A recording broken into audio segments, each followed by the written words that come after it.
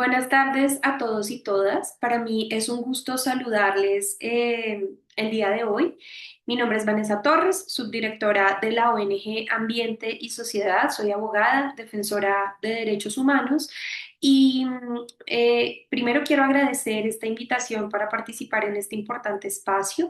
Creo que tejer en este escenario de defensa del territorio y de la madre tierra es fundamental en un escenario de triple crisis planetaria en el cual nos encontramos. Voy a compartir pantalla para empezar con mi sesión de manera rápida. Básicamente, a mí se me invitó para contarles sobre en el marco del tramo 4 de este curso sobre proteger el territorio y a quienes lo defienden en el escenario de autoprotección comunitaria y protección de defensores, la unidad 2 referida a Escazú y mecanismos ambientales y sobre las medidas de prevención y protección para defensores indígenas en el marco del Acuerdo de Escazú. Entonces, quisiera empezar esta sesión mencionando algunas preguntas clave para aterrizar en el contexto de qué es el Acuerdo de Escazú para quienes no estén tan relacionados o relacionadas con el tratado. El Acuerdo de Escazú es el primer tratado regional a nivel de América Latina y el Caribe que nos habla sobre derechos de acceso a la información, participación pública y acceso a la justicia ambiental en América Latina y el Caribe. Es el primer tratado que articula temas de derechos humanos y ambientales y fue adoptado en la ciudad de Escazú, Costa Rica, por esto el nombre de Acuerdo de Escazú, el 4 de marzo del 2018. Esto se da después de un proceso de negociación muy intenso. Contarles que la organización a la que yo pertenezco, Ambiente y Sociedad, participamos en el proceso de negociación del tratado durante los 4 años, participamos en todas las sesiones de negociación del mismo y es por esta razón, digamos, que tenemos como eje central de nuestro trabajo la promoción y la implementación del Acuerdo de Escazú.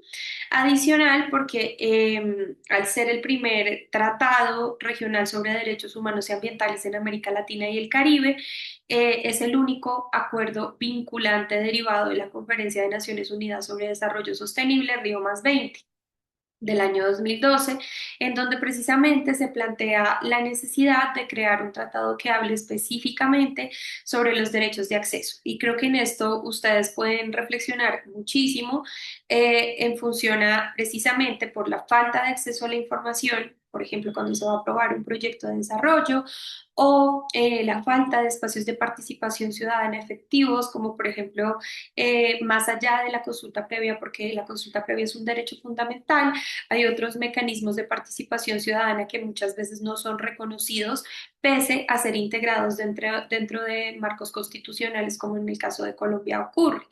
Y en el caso de acceso a la justicia, la dificultad que tienen las comunidades, los pueblos étnicos, para acceder, digamos, a procesos judiciales justos cuando es a su favor.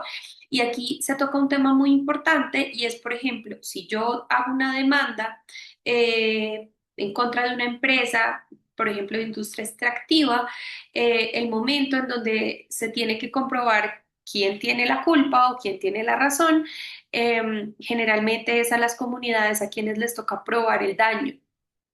Y esto es el acceso a la justicia, porque sabemos que esto es costoso, que requiere apoyo de personal técnico que pues obviamente tiene un valor elevado y que muchas veces las comunidades pues no tienen la capacidad para pagarlo. Entonces, viendo este panorama, pues se identifica en este escenario de Río+20 que no existen las garantías suficientes ¿para qué? Para garantizar estos tres derechos. Adicionalmente, es importante mencionar que el Acuerdo de Escazú es un avance clave en el fortalecimiento de los derechos de acceso, ya que busca garantizar su aplicación efectiva mediante también el desarrollo de capacidades. Es un principio además del derecho internacional, que es el fortalecimiento de capacidades y la promoción de la cooperación entre los países signatarios. Ya les voy a contar un poco cómo se ha desarrollado este ejercicio, pero precisamente lo que se busca es que a través de las lecciones aprendidas y las buenas algunas prácticas que se han dado en países de la región, estas se puedan aportar. Y creo que acá hay un tema clave en función a este módulo y es uno de los ejes centrales en materia de protección de personas defensoras, que esto ya lo vamos a conversar, es precisamente las prácticas que salen de escenarios de autoprotección por parte de las comunidades. Esto también se está dialogando en el marco de implementación de Escazú. Entonces, solamente para recordar, el tratado desarrolla tres derechos de acceso, que es el derecho al acceso a la información, la participación pública en procesos de toma de decisión en asuntos ambientales y el derecho al acceso a la justicia también en asuntos ambientales. Em, ¿Quiénes son los principales beneficiados del acuerdo de Escazú?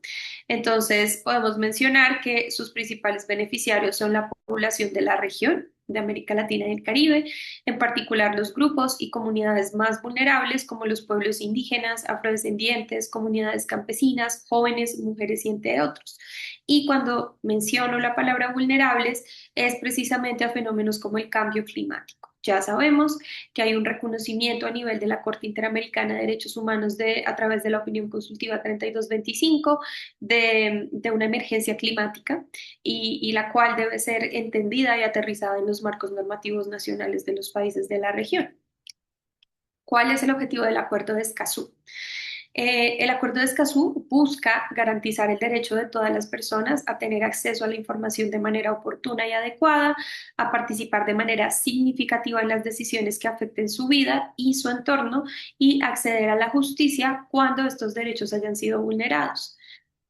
Adicionalmente, en el tratado se reconocen los derechos de todas las personas, de que todas las personas disculpen, el tratado reconoce los derechos de todas las personas. Se proporcionan medidas para facilitar su ejercicio y se establecen mecanismos para materializar estos derechos. Precisamente, y aquí es donde viene el cuarto estándar del Acuerdo de Escazú, yo les mencioné el derecho a la participación, acceso a la información y justicia, pero precisamente durante el desarrollo de la negociación del Acuerdo de Escazú se planteó el desafío. Entonces, entendiendo que el acuerdo busca la protección de estos tres estándares, durante la etapa de negociación se discute que, de hecho, en la mitad de la negociación, en el año 2016, ocurre el desafortunado asesinato de la defensora Berta Cáceres, defensora hondureña del pueblo Lenca, quien fue asesinada precisamente por defender su territorio y oponerse a un proyecto extractivo. Em, Dado el asesinato de Berta, además premio Goldman de Ambiente, digamos, una defensora incansable de su territorio y de la madre tierra, se plantea y se pone sobre la mesa en el proceso de negociación del acuerdo que de nada sirve fortalecer tres derechos de acceso que le cuestan la vida a las personas que lo reclaman. Es así como nace el cuarto pilar de la democracia ambiental, que está integrado dentro del artículo 9. Es importante que sepan que en el contexto de implementación del acuerdo ya se ha definido un plan de acción regional sobre defensoras y defensores de los derechos humanos en asuntos ambientales para toda América Latina y el Caribe, del cual hablaremos más adelante. Entonces, antes de eso, es importante que entendamos qué dice este artículo 9.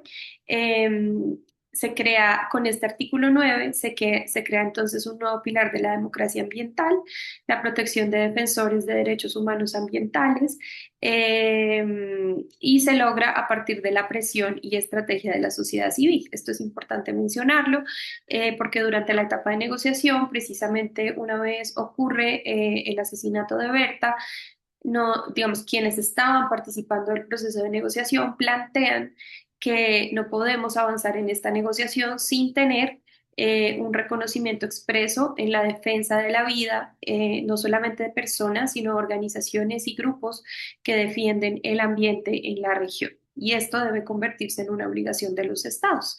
De esta manera, el artículo 4.6 del acuerdo establece que es exactamente una obligación de los estados parte otorgarle reconocimiento y protección a personas, asociaciones, organizaciones o grupos que trabajen para la protección del medio ambiente. Ahora, digamos, el artículo 4.6 es el primer escenario donde se menciona y luego viene el artículo 9 El artículo 9 tiene tres escenarios de análisis. La primera parte, que reconoce la obligación de los estados parte de garantizar un entorno seguro y propicio en el que las personas, grupos y organizaciones que promueven y defienden los derechos humanos en asuntos ambientales puedan actuar sin amenaza, restricciones e inseguridades. Adicionalmente, plantea que el Estado debe garantizar un contexto en el que sea posible el pleno ejercicio de los derechos. Y adicionalmente, se fomenta este contexto a través de participación significativa, transparencia y rendición de cuentas, también mediante la lucha contra la impunidad y el acceso a la justicia, marcos jurídicos que generen garantía de derechos humanos, educación en materia de derechos humanos y reconocimiento del rol de las personas, grupos y organizaciones que defienden el ambiente. Entonces, podemos identificar que este artículo 9 tiene dos enfoques. El enfoque preventivo, donde se plantea la necesidad de establecer medidas adecuadas y efectivas para reconocer, proteger y promover todos los derechos de las personas defensoras, incluidos pues su derecho a la vida, integridad personal, libertad de opinión y expresión, derecho a la reunión y asociación pacíficas y derecho también a circular libremente en el territorio nacional. Eso, garantizando estos derechos fundamentales, se previenen violencias en contra de las personas defensoras. Y en segundo lugar, garantizar medidas apropiadas, efectivas y oportunas para prevenir ataques, amenazas o intimidaciones que los defensores y defensoras de los derechos humanos en asuntos ambientales puedan sufrir. Es importante esto porque muchos de nuestros países cuentan con sistemas de protección pero que han desarrollado muy poco el concepto de prevención. Entonces, Escazú precisamente lo aterriza y reconoce esa falencia. Y también se reconoce dentro de la interpretación del artículo 9 un enfoque reactivo, dado que este plantea la generación por parte del Estado de medidas apropiadas, efectivas y oportunas para investigar y sancionar ataques, amenazas o intimidaciones en contra de los defensores y defensoras. Bueno, ¿cuál es el escenario que tenemos en América Latina y el Caribe? Tenemos un escenario muy complejo donde somos reconocidos como la región más peligrosa para la defensa del ambiente. Este mapa que ustedes ven en pantalla es un ejercicio de georreferenciación que realiza un proyecto que se llama Atlas de Justicia Ambiental y allí se registran conflictos socioambientales activos dependiendo de diferentes motores. Entonces está la industria extractiva, proyectos en el marco de la transición energética, proyectos mineros, bueno, ya mencioné la industria extractiva, proyectos de infraestructura que implican materiales para obra, entre otros. Hidroeléctricas también están reconocidos, entonces con base en esto, y pues lo dicen las cifras, de 3.097 casos a nivel global que se han detectado en este Atlas de Justicia Ambiental, 1.063 conflictos ambientales y sociales están activos en América Latina y el Caribe. ¿Cuáles son los principales motores de estos conflictos? La extracción de minerales y materiales de construcción, también proyectos que van enfocados en generación de biomasa en conflictos por la tierra, como temas de gestión forestal, agrícola, pesquera y ganadera. Y en tercer lugar, obviamente el escenario de extracción de combustibles fósiles y lucha por la justicia climática. Esto se contrasta también con un ejercicio muy juicioso que realiza la organización Global Witness en articulación con diferentes organizaciones defensoras de derechos humanos en los países de América Latina y el Caribe, en donde se identifica la situación crítica que viven los defensores. Seguramente muchos de ustedes estarán relacionados con este reporte. Mencionar que en el último reporte de ellos se menciona que en el mundo fueron asesinadas 196 personas defensoras del ambiente. De ellas, es interesante el reporte porque se reconoce no solamente el número por país, que ustedes pueden ver Colombia, perdón, disculpen, este es del año 2023. El del año 2024 entiendo que fueron 194, 190 personas y Colombia sigue ocupando el primer puesto. Pero entonces realmente la estadística se mantiene en función al primer, segundo y tercer lugar pero es importante evidenciar de este informe los indicadores, ¿no? Porque también identifican cuáles son las industrias que generan o donde se generan estos asesinatos. Entonces se reconoce, obviamente, en primer lugar, minería e industria extractiva, donde fueron asesinadas 25 personas, tema de pesca, explotación forestal, entre otras.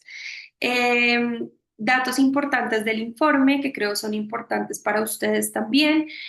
Bueno, pues que acá los países de América Latina integran prioritariamente esta lista global.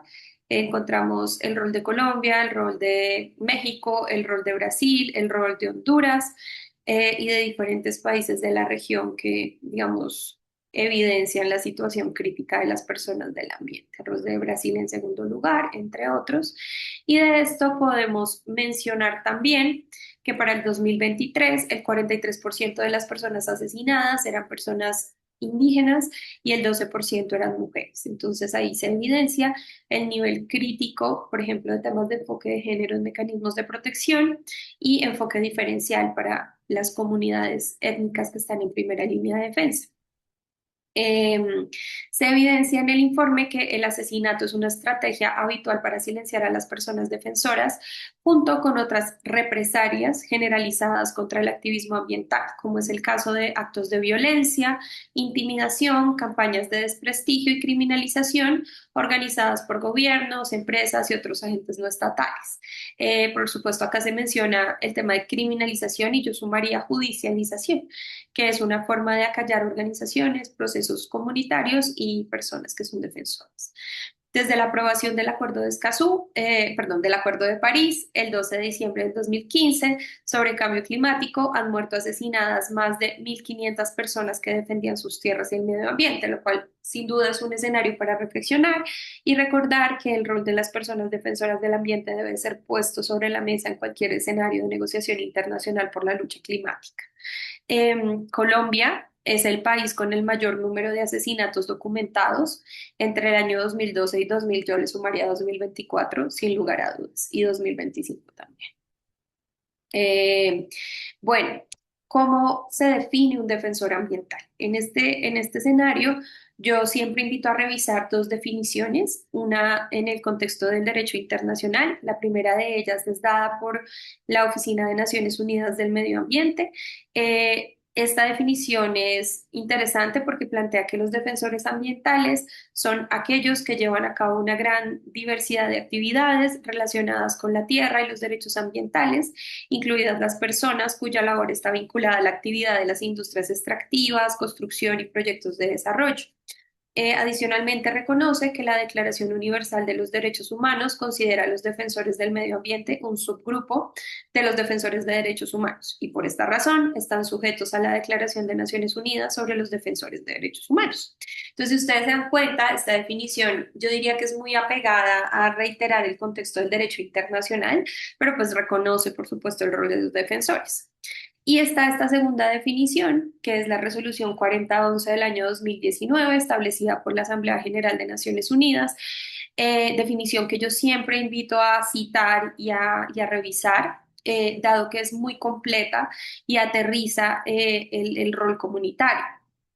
Esta definición plantea que las personas defensoras de derechos humanos en asuntos ambientales son personas que hacen una contribución positiva, importante y legítima a la promoción y protección de los derechos humanos en relación al disfrute del medio ambiente sano, sin riesgos, limpio, saludable y sostenible.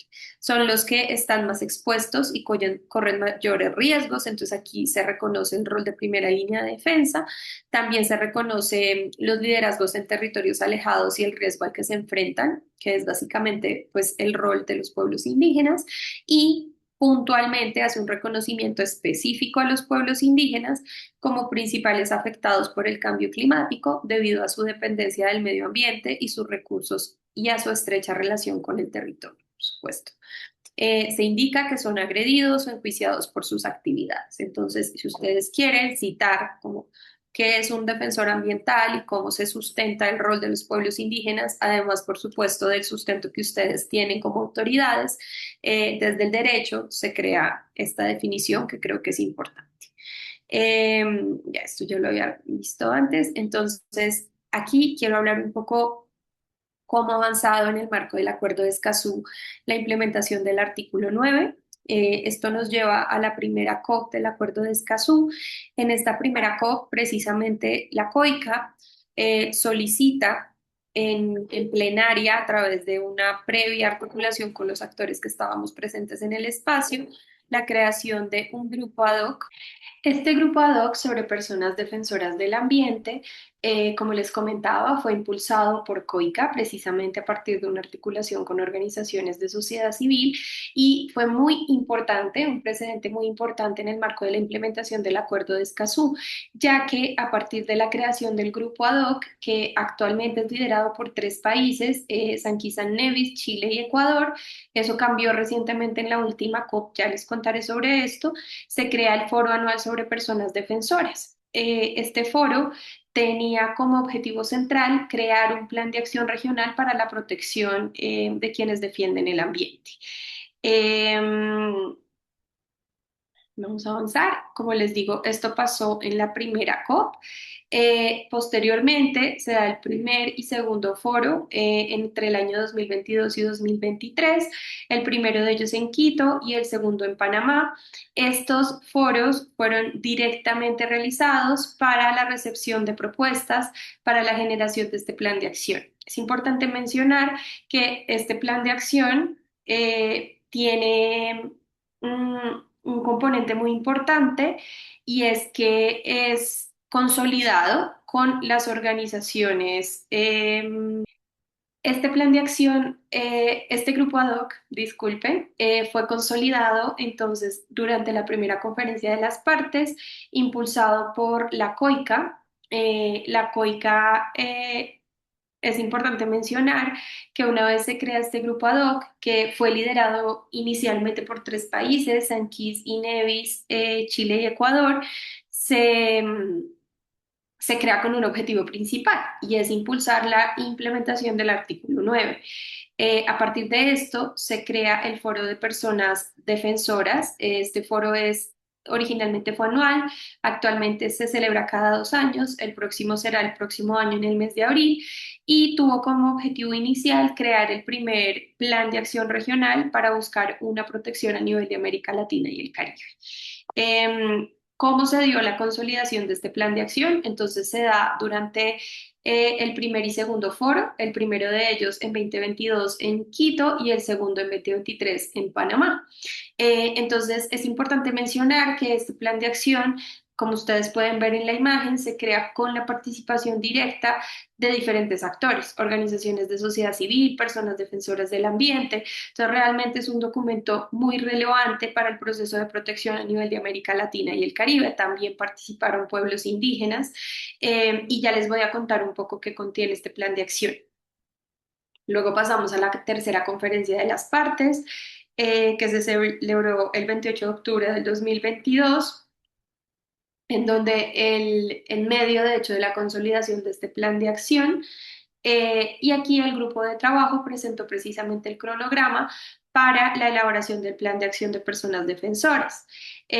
Originalmente se presentó un índice anotado con los contenidos y ejes que iba a tener este plan de acción y posteriormente se realizaron las dos consultas que previamente les mencioné de los foros.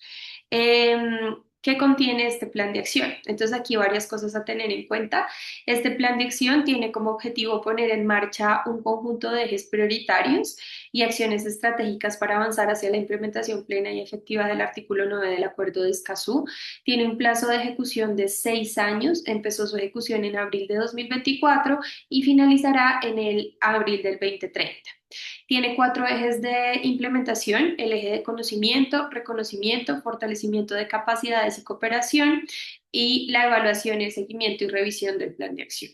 Entonces, se basa en los principios que ustedes pueden ver en pantalla, como el principio precautorio, de buena fe, de igualdad soberana de los estados, entre otros. Y ya hablando de cada uno de los ejes, entonces en relación al eje de conocimiento, este eje tiene como propósito generar un mayor conocimiento efectivamente y sensibilizar sobre la situación de las personas defensoras, difundiendo información verídica y contrastable.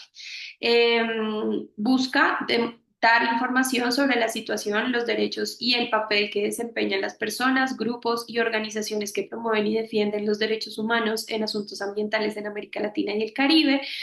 Y busca dar información y socializar los instrumentos de prevención, protección y sanción que existen en nuestra región. Este plan de acción tiene diferentes líneas de acción, las que ustedes pueden ver en pantalla, por ejemplo, la elaboración de diagnósticos sobre defensores de derechos ambientales, buscando evidenciar la situación de las víctimas, las violaciones a derechos humanos, qué instrumentos internacionales existen y qué prácticas funcionan en la actualidad o también aquellas que no funcionan.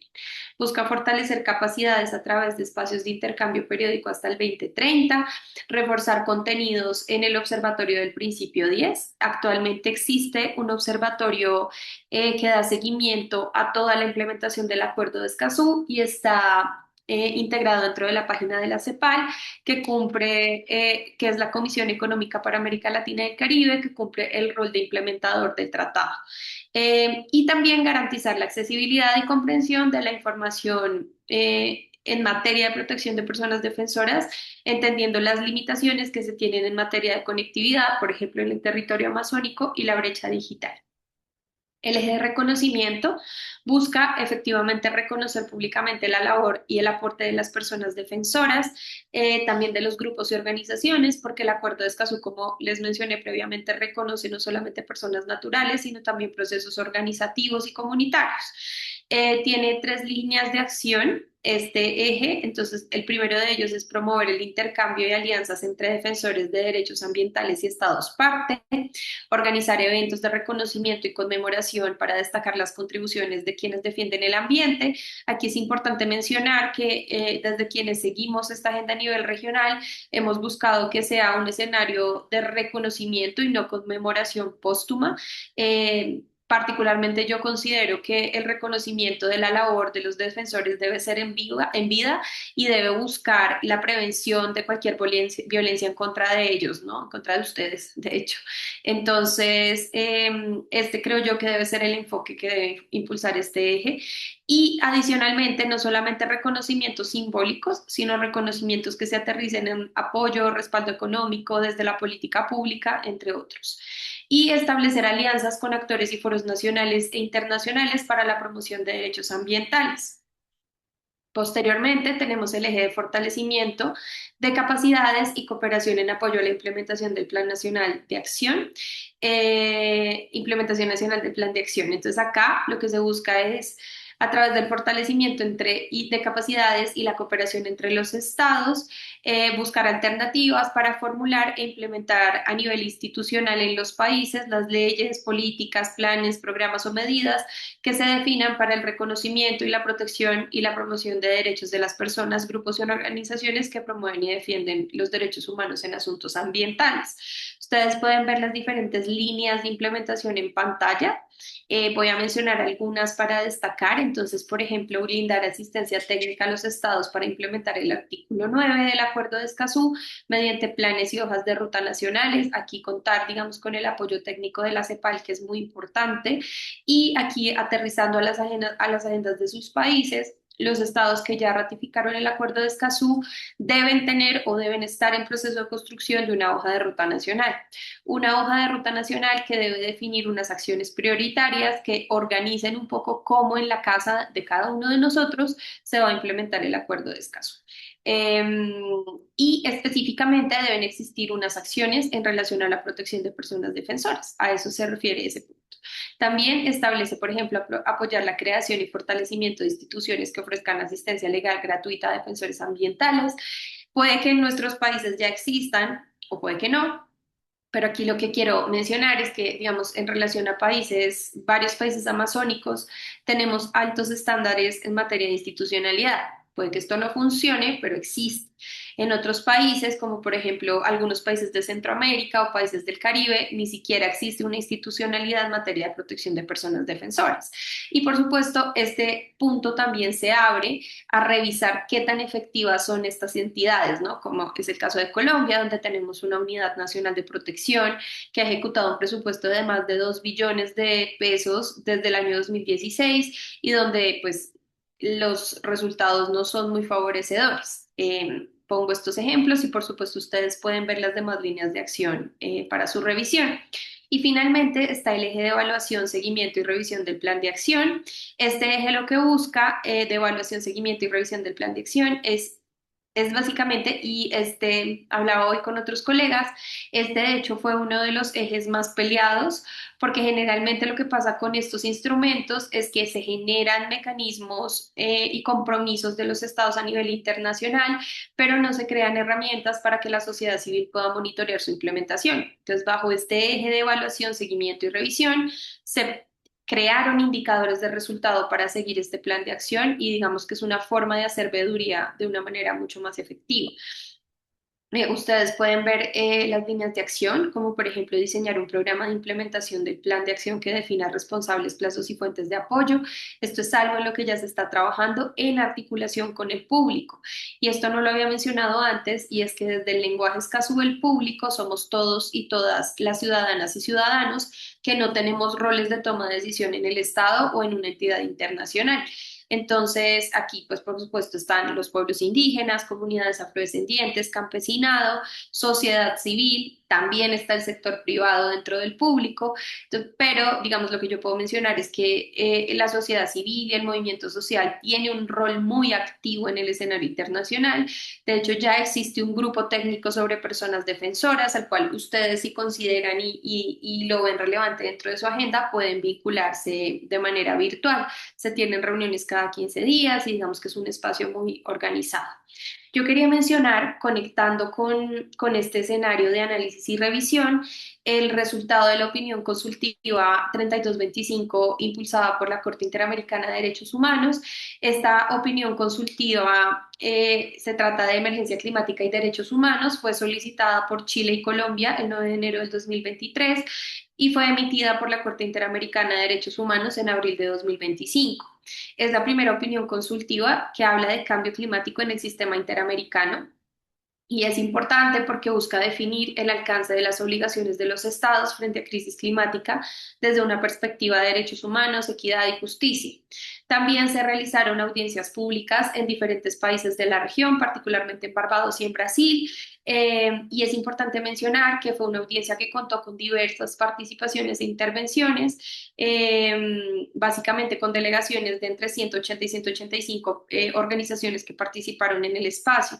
Esto dio un resultado muy importante, ha sido el mayor proceso consultivo en la historia del tribunal, con más de 260 observaciones enviadas por escrito.